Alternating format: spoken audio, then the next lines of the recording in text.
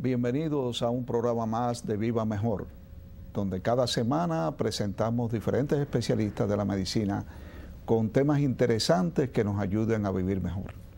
Hoy vamos a tratar el tema del cáncer prostático, que afecta a los hombres de una manera increíblemente alta y que se ve con mayor frecuencia a medida que usted avanza en edad. Para hablar de este tema vamos a tener al doctor Petit Martínez, quien es urólogo y que va a compartir con nosotros esta experiencia de conocimiento para que todos nosotros estemos al tanto de qué hacer y exactamente saber qué es el cáncer de próstata. Doctor, encantado de tenerlo aquí usted hoy. Muchas gracias de nuevo en el programa. Una vez más, yo siempre digo que aquí me siento como en mi casa. Esta es su casa, esta es su casa. Gracias, gracias. Doctor, en este tema tan interesante me gustaría comenzar por hacerle una pregunta específica y es, primeramente, ¿a qué se le llama la glándula prostática y dónde se encuentra ubicada en el cuerpo humano? Bien, la glándula prostática, y ahí vamos a ayudarnos de las imágenes. La glándula prostática está ubicada en la base del tronco del ser humano, del hombre, exactamente como estamos viendo allí. Y a su vez está en la base de la vejiga, desde que la uretra, que es el conducto que conduce la orina desde vejiga hacia afuera, lo primero que hace es toparse con la próstata, la atraviesa, no exactamente por la mitad, pero la atraviesa, y esto conlleva inmediatamente que la afección principal de la próstata, cuya función es esencialmente reproductiva, o sea, es la que genera el 90% del semen, es líquido prostático. Al atravesar por la próstata, en ella ocurre el tumor benigno, el tumor más frecuente que se ve en ella, que es la hiperplasia, entiéndase, crecimiento de la próstata benigno. Al crecer, pues la empieza a estrangular y es el padecimiento más frecuente que ocurre de ella. Hay otros dos que también son bastante frecuentes, como son las prostatitis, que son las inflamaciones de ella. ¿De la próstata? Pueden ser diferentes apellidos, prostatitis bacteriana, abacteriana, viral, traumática, por radiación, etcétera, etcétera. Quizás el centro del tema que nos ocupa hoy, que es el cáncer de próstata. El cáncer de próstata, que es lo más temible, es lo que todos los hombres tenemos miedo de que nos ocurra, ¿verdad? E indudablemente la frecuencia del cáncer de próstata en la cultura occidental, en esta cultura de Europa y América Latina y África y Oceanía también, ocupa un puesto importante porque por uno de los factores que ya luego lo veremos entre los factores que pueden dar origen al mismo, y es la dieta. Tan así que compite con el cáncer de pulmón. A veces el cáncer de pulmón es el predominante, otras veces es el cáncer de próstata, pero están ahí cabeza con cabeza. Se dice que el cáncer de próstata es el segundo, ¿no? Segundo, y hay veces que es el primero, y depende de sociedades, donde se consume más o menos tabaco. Siguiendo los pasitos de atrás, yo preparando el camino para otro expositor, es el cáncer de colon. El cáncer de colon, sí. O sea que esos tres cánceres son los que llevan la preeminencia hablando de oncología masculina. Doctor, y en el cáncer de próstata, usted mencionaba hace un momento que la dieta era fundamental, o sea que... Indudablemente, hay unos factores que son predisponentes, esencialmente el hecho de envejecer, o sea, definitivamente es un padecimiento de la tercera edad, y a diferencia de otros cánceres, que mantienen una incidencia más o menos pareja, en próstata no, en próstata a más viejo, más frecuente, a más viejo, más frecuente. A tal punto... Se dice que si viviéramos 100 años, la mayoría de nosotros moriría con alguna forma de cáncer de próstata. Se estipula que por encima de 90 años el 100% de los hombres, a grosso modo, de 90 años. Por encima de 90 años ya se estipula que todos tienen cáncer de próstata. Por encima de 80, 1 de cada 8 tiene cáncer de próstata. Y así va cruzando, va bajando, subiendo de década en década, la posibilidad es mayor. Esto sin tomar en cuenta la parte de genética.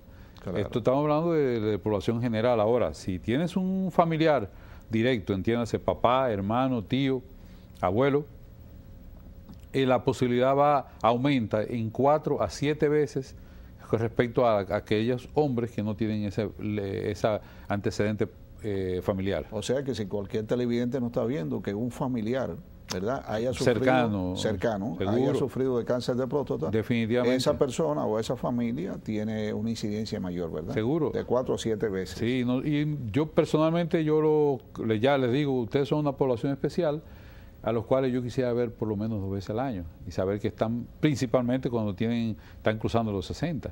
Sí. Doctor, hay otro dato y es la raza. También. En los afroamericanos es mucho más frecuente que en los blancos. Hay otro dato, y lo mencionamos, son los antecedentes familiares. Definitivamente, como decía, el cáncer, la edad es un factor de riesgo. El cáncer de próstata. En Estados Unidos, que hacen muchas estadísticas y lo dividen incluso por grupos por raza, ellos dicen que para los blancos que no hay que empezar a chequearlos a partir de los 40, sino a partir de los 50, porque la incidencia es menor, o sea, entiéndase las pruebas y test que hay que hacer a los 50. En cambio, en los afroamericanos, y principalmente si tienen historia familiar, ellos dicen que se empiezan a los 40. A los 40. Si hay generalmente en los afroamericanos es el doble de los blancos. En cambio, en los asiáticos es mucho menos. Si hay y el riesgo puede existir aún tengas un pariente de segunda línea, o sea, no directo. Por ejemplo, el abuelo materno no tiene que ser, entiéndase, no tiene que ser varón. O sea, pues el abuelo materno puede haber pasado el gen que determine este tumor a la mamá y la mamá pasárselo a usted varón. Claro. O sea, que no se piense que solamente que está ligado al sexo. Es una enfermedad, no, una enfermedad que se transmite tanto. La mamá lo puede transmitir si su papá tuvo cáncer de próstata, sí, como el padre directamente. ¿Cuáles son los síntomas más frecuentes? Ese es uno de los problemas serios, y es que el cáncer de próstata no da síntomas en su aparición. ¿Por qué razón? Porque es un cáncer que ocurre en el 85 a 90% de las veces en la parte más posterior de la próstata, la que está bastante lejos de la uretra. Entonces, sin embargo, Papá Dios sabe hacer muy bien sus cosas. Esa es la parte que está al alcance del dedo cuando hacemos un examen rectal. Los síntomas per se son sencillamente síntomas de obstrucción, pero esos síntomas también se presentan con la hiperplasia prostática benigna. Así también. O sea que no hay un síntoma específico. Puede ser que debute con una fractura patológica, lo que decimos, una fractura patológica ante un estímulo, una caidita simple, de repente la persona se rompe el fémur. ¿Y por qué ocurrió esto? Cuando como que esa caída no se corresponde con el daño. Bueno, ese era un fémur que tenía una metástasis ósea, y ahí es que se hace el diagnóstico de cáncer de próstata. Anteriormente se decía, doctor, que para que el cáncer de próstata emitiera metástasis no tenía que pasar muchos años, y que era de un crecimiento lento, que le daba la oportunidad al paciente de atenderse. ¿Qué de cierto todavía se habla de esto? Indudablemente, gracias a Dios. Es un tumor que la mayoría de las células tumorales de los cánceres, el más frecuente son los menos agresivos y los moderadamente agresivos. Como tú bien dices, es un tumor que da mucho chance de hacer muchas cosas.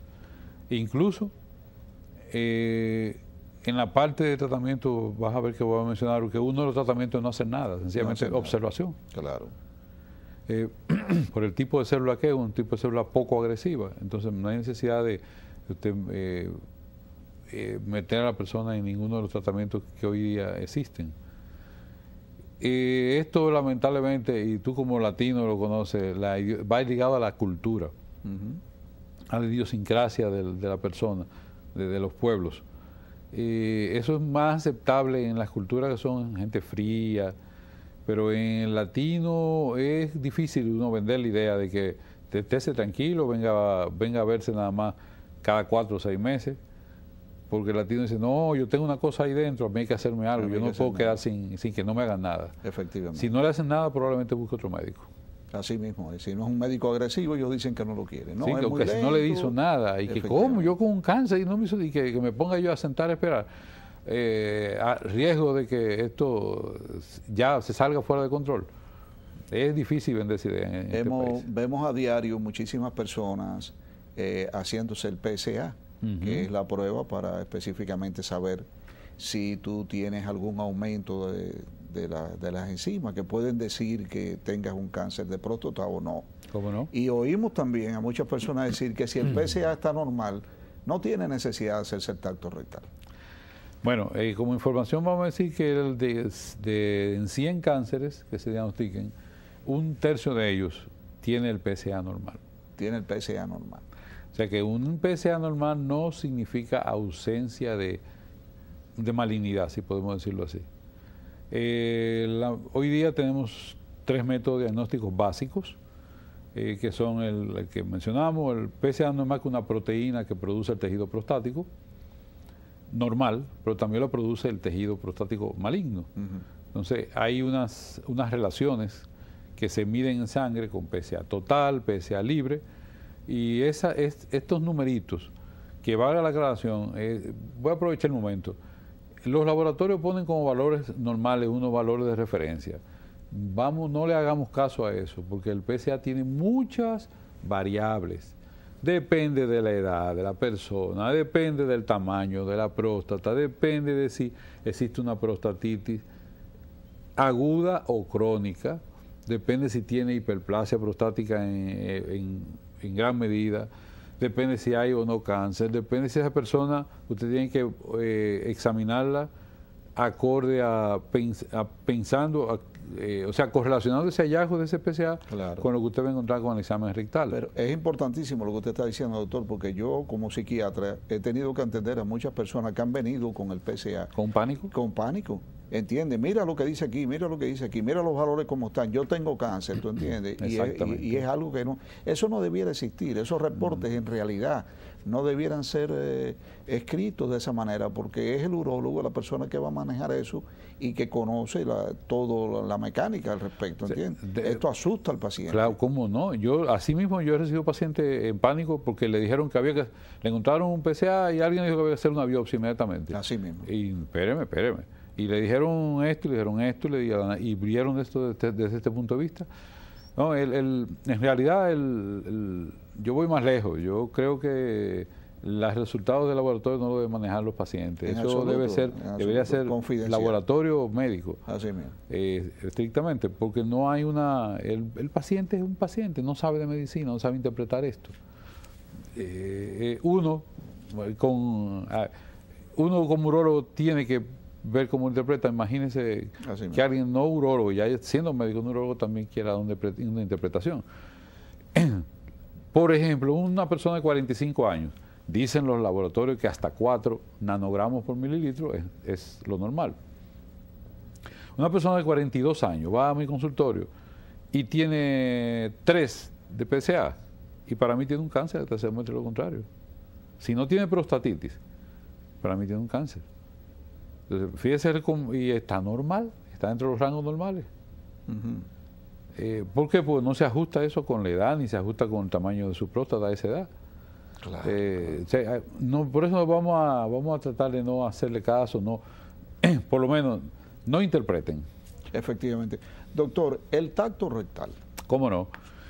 El tacto rectal es una herramienta que existió toda la vida. Lamentablemente, hasta que no surgió en los inicios del 80, tanto la sonografía transrectal o el ultrasonido, como también se conoce, por vía rectal, y el PSA, el examen rectal no nos detectaba esa cantidad enorme de hombres con cáncer que podía ser salvable. El porcentaje era muy bajito. Generalmente cuando llegaban donde uno estaban extendidos.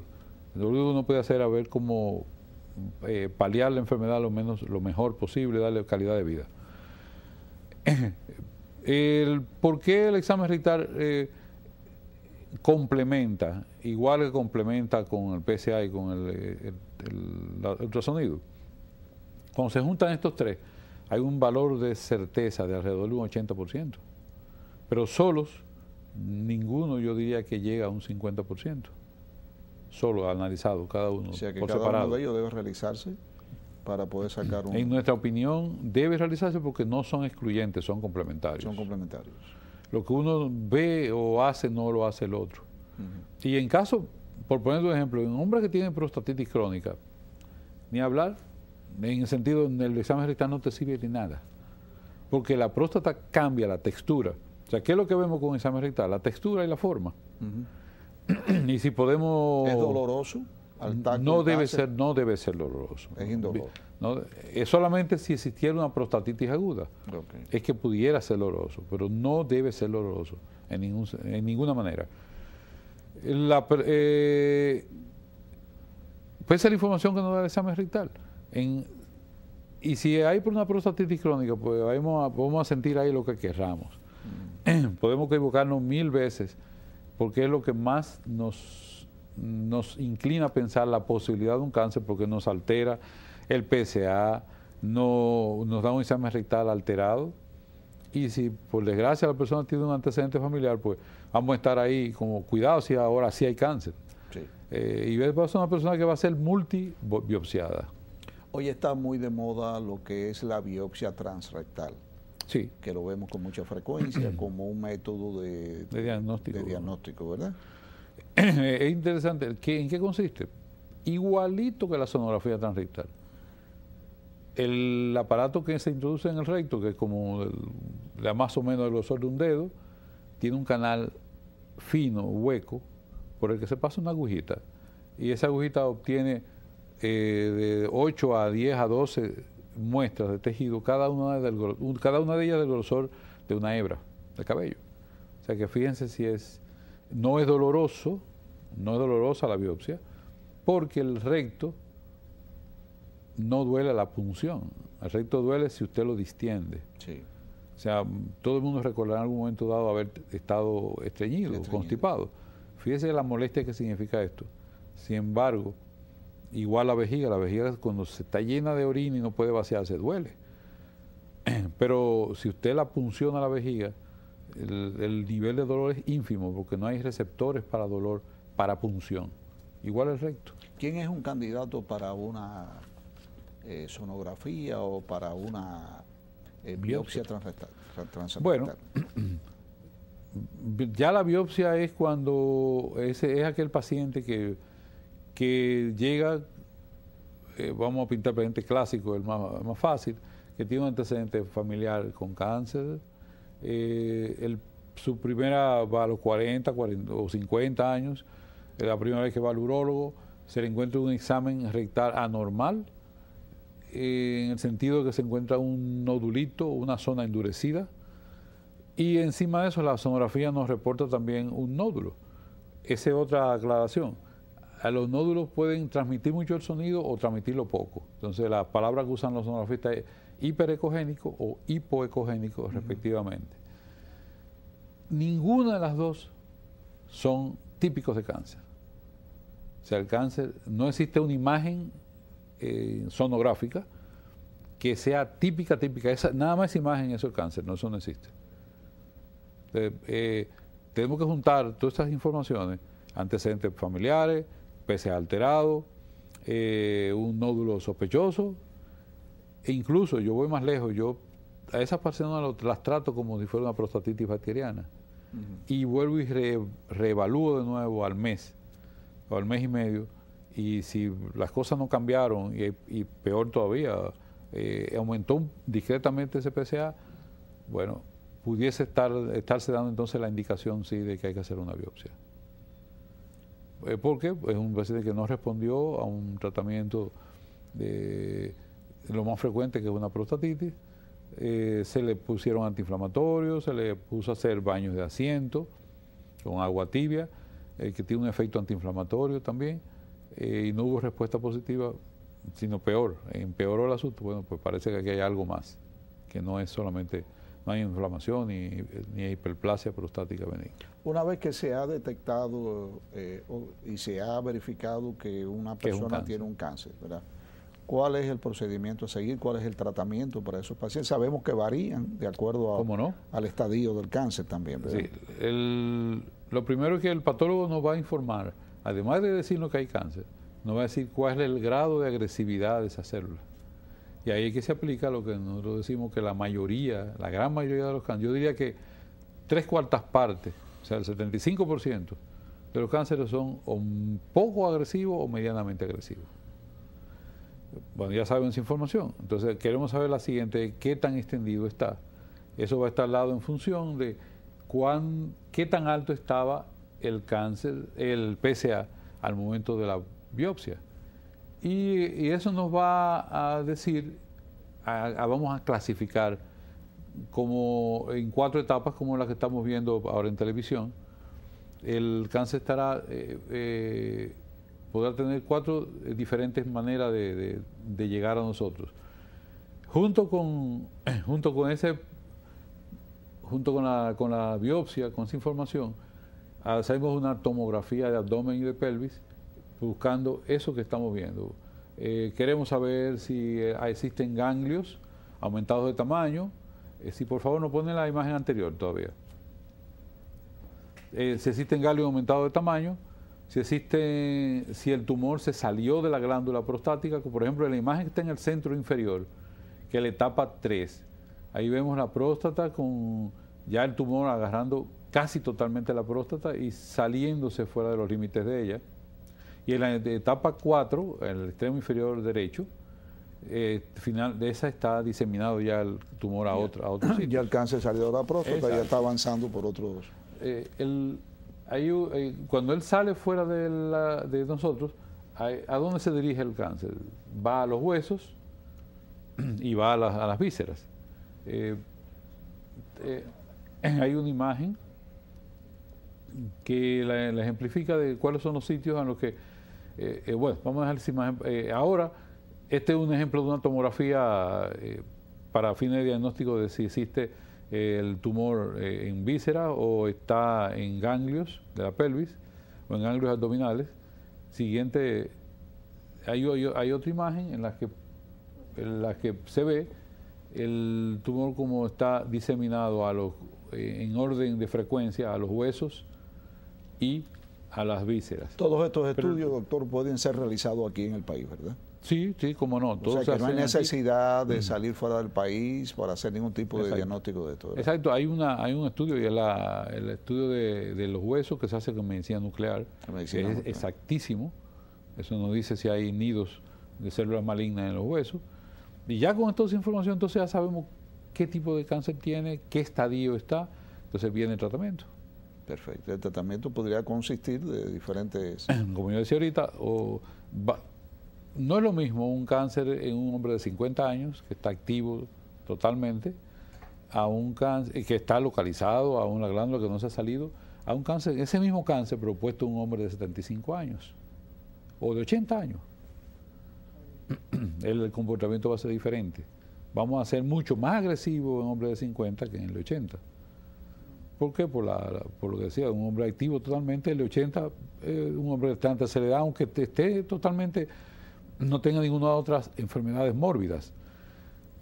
Pero por la edad ya habrán tratamientos como el quirúrgico que no se aconseja. Entonces tenemos a disposición radioterapia y tenemos tratamientos hormonales. El objetivo del tratamiento hormonal es disminuir casi a cero, prácticamente a cero, la velocidad de crecimiento de ese tumor, que el paciente puede durar años, y cuando hablo años, 8, 7, 8, 10 años. O sea que la supervivencia es larga. Por eso es que una persona de 75 años, de 80 años, que se le detecte un cáncer de este tipo, el procedimiento más bien es menos activo, o sea, es menos agresivo. Exacto, se piensa menos en cirugía. Claro. cuando nos estamos pasando la barrera de los 70 y pico. Pero vamos a suponer que un paciente de 79 años le diga, bueno, pero es que yo quiero la cirugía.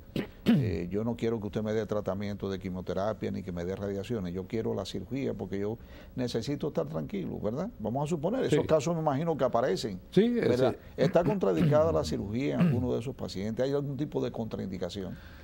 El problema es que la cirugía en personas, él puede estar en total estado de salud, que es medio difícil, a los 79 años, ¿no? Y que solamente tenga su cáncer. El problema es los riesgos que acompañan a cirugía, por el número de horas que va a estar acostado, riesgo de tromboembolismo. Todas las cirugías que se hacen en la pelvis tienen un riesgo alto de tromboembolismo pulmonar. Sí. Más la estadía en internamiento, por poco invasiva que sea. Y me refiero a esto porque hoy día hay cirugías, vamos a decir, más invasivas que otras.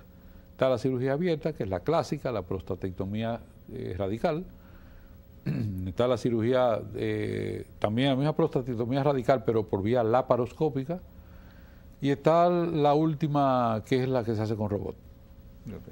Okay. Creo que con robot todavía estamos bastante lejitos. En el país estamos haciendo la laparoscópica y por cirugía abierta. Sí, todavía eso está en ensayo en Estados Unidos. Están aprendiendo en muchos mucho lugares se están aprendiendo.